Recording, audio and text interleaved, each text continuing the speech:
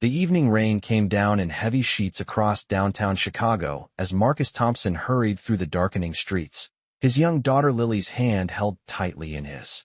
At 35, Marcus had become skilled at navigating the city with efficiency, often taking shortcuts through alleys and side streets to get his 7-year-old daughter home quickly after her dance class. Lily, bundled in her bright yellow raincoat, walked beside him, chattering excitedly about the recital choreography. Meanwhile, Marcus was mentally juggling whether they had enough groceries at home for dinner, or if he needed to make one more stop, despite the relentless downpour. As they turned into a narrow alley that promised to shave several minutes off their walk home, Marcus noticed a figure slumped against the brick wall ahead. His protective instincts instantly kicked in, and he instinctively pulled Lily closer as they approached. Marcus quickly realized that the figure was a woman, dressed in a rain-soaked light blue business suit, sitting on the wet pavement with her legs positioned at an unnatural angle. Her blonde hair was plastered to her face, and she was clutching her phone with trembling hands, clearly in a state of distress. "Daddy, that lady looks hurt," Lily whispered, her child's innate compassion overriding any sense of fear. Marcus's initial impulse was to keep moving, to shield his daughter from whatever potentially dangerous situation this might be. But as they got closer, he could see that the woman was genuinely injured. She didn't seem intoxicated or threatening in any way. "Please," the woman managed to say, her voice shaking with a mixture of cold and fear as she looked up at them. "Please don't hurt me. I can't walk. I think my ankle is broken." Marcus immediately understood her fear. She was alone, injured, and incredibly vulnerable in a dark alley as night was falling. Two strangers approaching could represent either much-needed help or additional danger, and she had no way of knowing which it would be. "Ma'am, we're not going to hurt you," Marcus said gently, crouching down to her level while making sure to keep Lily safely behind him. "My name is Marcus, and this is my daughter, Lily. It looks like you need some help." "What happened?" The woman's fear began to subside slightly, reassured by his calm tone and the presence of a child. "I was walking to my car, and my heel caught in a grate.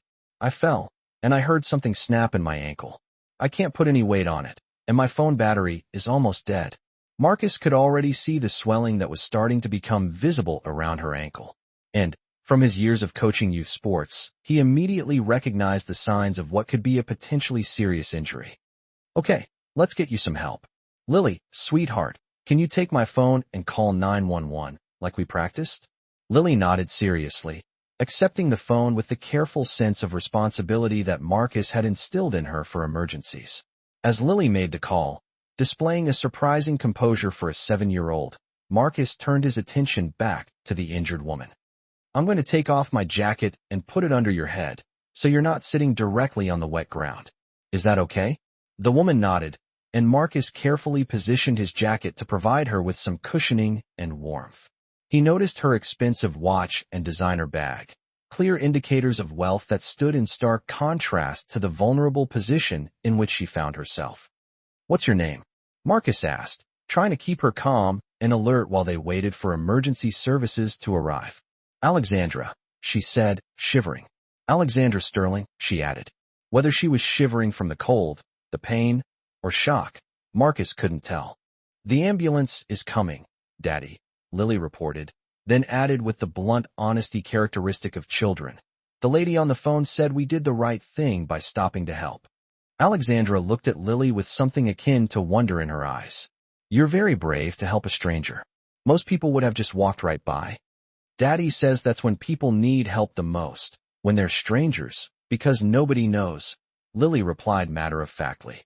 As they waited for the ambulance to arrive, Marcus did his best to keep Alexandra as comfortable and alert as possible, asking her questions to monitor her condition while also trying to shield both her and Lily from the worst of the rain. "Do you have someone we should call?" Marcus asked. "Family or friends who should know you're injured?" Alexandra's laugh was tinged with bitterness. "I have employees, business associates, and people who want things from me. I don't know if I have anyone who would come just because I needed them." The admission revealed a profound loneliness that Marcus recognized from his own early days as a single parent, before he had built his own supportive community of friends. "What do you do?" Marcus asked, partly to keep her talking and partly out of genuine curiosity. I'm CEO of Sterling Technologies. I was working late, as usual, and was walking to my car in the parking garage when this happened, she said, gesturing to her ankle with frustration. I've closed million-dollar deals and managed corporate crises, but I can't even walk across a parking garage without falling apart. Marcus heard the vulnerability that lay beneath her self-criticism. Ma'am, having an accident doesn't mean you're falling apart. It just means you're human. Everyone needs help sometimes. When the ambulance finally arrived, the paramedics thanked Marcus and Lily for staying with Alexandra and providing initial assistance. As they prepared to transport her to the hospital, Alexandra grabbed Marcus's hand. Wait, please. I don't even know your last name, but you stayed with me when you could have just kept walking. Can I please get your contact information? I'd like to thank you properly when I'm not sitting in an alley. Marcus hesitated, feeling somewhat uncomfortable with the idea of being rewarded for what he considered to be basic human decency. But something in Alexandra's expression made him relent. He gave her his number, never really expecting to hear from her again. 3 days later, Marcus received a call from an unknown number. It was Alexandra, calling from her hospital room.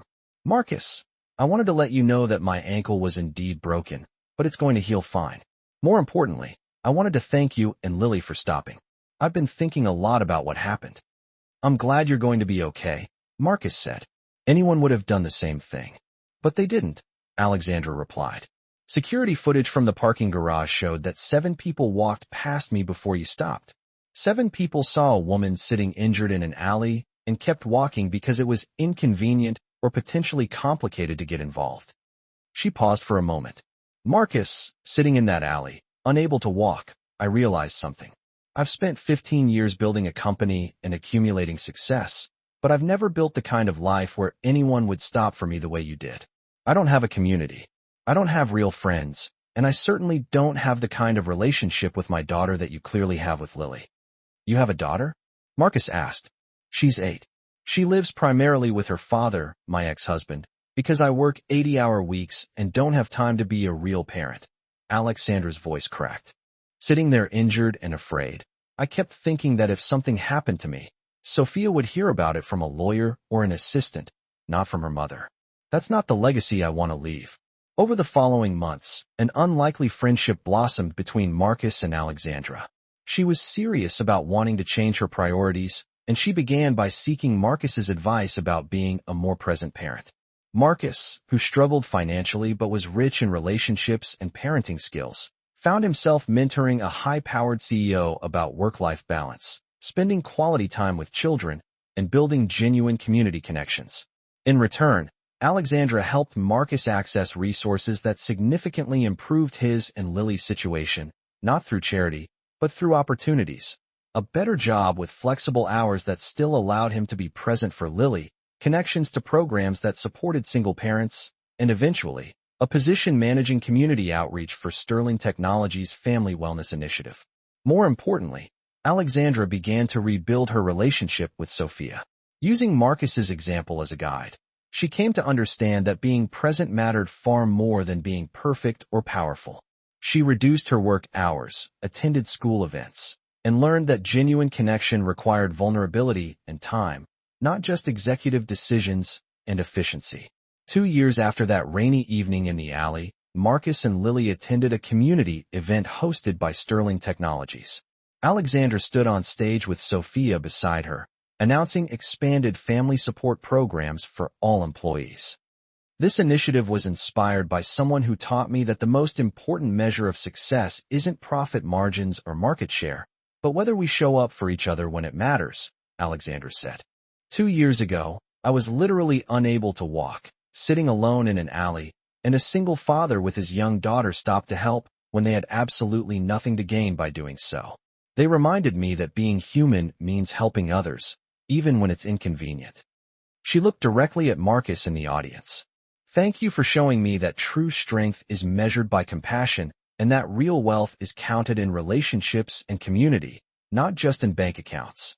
The injured CEO who had begged for help had learned that vulnerability wasn't a weakness and that sometimes our lowest moments show us what really matters. And the single father who had simply stopped to help someone in need had demonstrated that the most transformative thing we can teach our children is that kindness matters more than convenience. Thank you for listening to this story about showing compassion to those in crisis and how helping others can create unexpected positive changes for everyone involved. If this tale reminded you that we're all vulnerable sometimes and that stopping to help matters, please like this video, share it with someone who believes in community and compassion, and subscribe for more stories celebrating everyday kindness. We'd love to hear in the comments about times when helping someone in crisis changed your perspective or when a stranger's kindness helped you in a difficult moment. Remember, the most important thing we can teach the next generation is that we help people because it's right, not because we expect something in return.